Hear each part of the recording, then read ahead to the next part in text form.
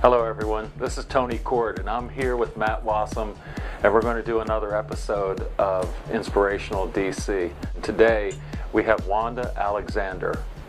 Wanda is an inspirational president and chief executive officer of a Lansdowne, Virginia-based company called Horizon Consulting.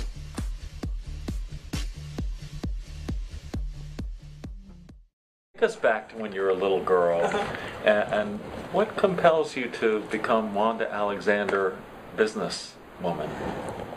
Some people tell me, like my siblings, that I never liked to take an order, so I needed to be in a position where I didn't have to. My parents shaped me tremendously. I think both my parents, my family, and my culture have shaped me tremendously. My father was a firefighter for 33 years in D.C. I remember, my father coming home and literally coughing up smoke because they were just fighting fires and, trying to keep the peace. And to see him physically drained but also emotionally drained by it was a powerful vision, and I've never lost it.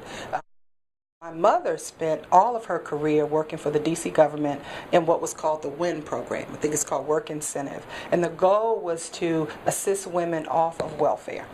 We always had family members or friends living in our home. And so from that I learned about service and serving.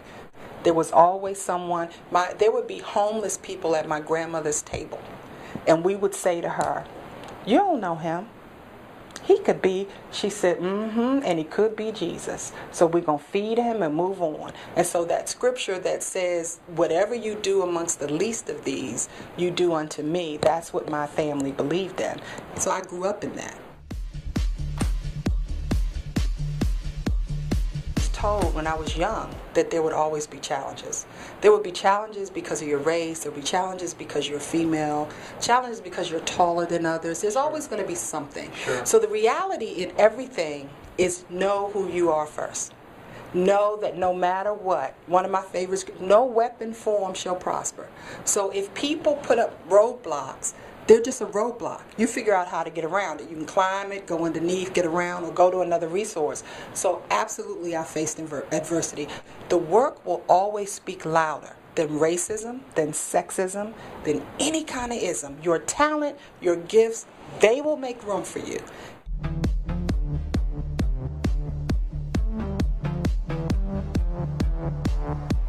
If you decide today, this is what I want to do, this is what I want to accomplish, and you start seeing that in your mind and speaking it out of your mouth in spite of your surroundings, you will be successful, I guarantee it. When people told me I couldn't, in my head, can I be honest? I was like this. What? You don't know me? I'm going to do exactly what I said I'm going to do. When my teacher said, you wear your watch on your left hand because you're right-handed, and I said, why? And she gave, because that's the way it is. That answer wasn't good enough for me. So I made up my mind, I'm going to wear mine on my right hand. And all these years later, it's still on my right hand, and it's comfortable there. When you make up your mind to do something, and then you speak life into it out of your mouth, I guarantee it will happen. And it will happen in the right time and the right season.